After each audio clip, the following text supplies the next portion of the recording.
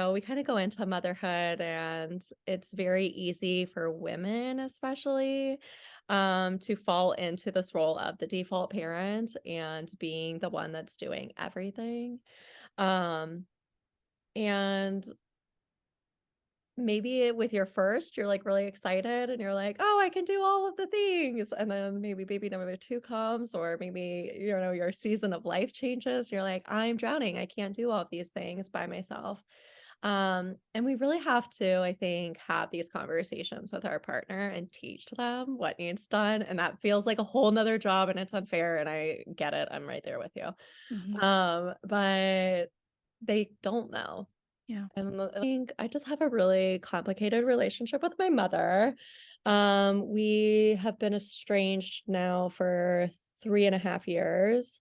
Um, but I really kind of grew up in the role in my family of being hyper vigilant to other people's emotions, Mm. feeling responsible for making my mother happy. And that kind of manifested into some people pleasing, some overproductivity. Maybe if I just do this, she'll love me. Maybe if I get this degree, she'll love me. Maybe she'll be proud of me if I do this. And at some point, I just realized nothing I do is going to fix this. This isn't me that's the problem. Right. I do think that, I am like really proud of that Abby, that young mom who made that choice for herself that was aligned with me and the right choice for me, even though it went against some of the things that people closest to me were saying, Mhm. because I feel like Abby back then did not trust herself. Yeah. Where now I'm in like such a different space, and I've gone through so much therapy and so much of my own healing journey that I do feel like I trust myself more now.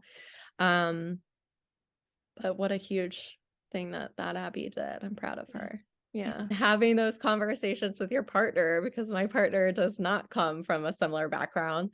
And so I think that having to teach him some of like these words or some of the things that I'm Yeah. doing and hold me accountable, we were sitting at the dinner table last night or the night before, and he was like, maybe different words, but like something that That's I had awesome. said like Yeah. came out, and he was Yeah. like, don't say Mm, that. rethink that. We don't say those things to our kids. I'm like, "Oh, yeah," but, I think that it's Good. okay to show up messy, it's Yeah. okay to mess up, because I think that some of those repair pieces are equally as important. My life would be completely different if I had a parent that would be accountable for their actions, acknowledge hurt that they do to you, apologize, Mhm. so there is so much to be taken away in those messy moments too. That repair is really important. Where I can see her as a human with her own trauma. I have so much compassion. I could sit here and analyze her away and be like, this is exactly why she is the way she is. This is exactly why she can't apologize or take accountability. Um, and so I do have a lot of compassion for her and for what she's been through. And I can't show up in a relationship with you like that. And Yeah. those two things can be true at the same time.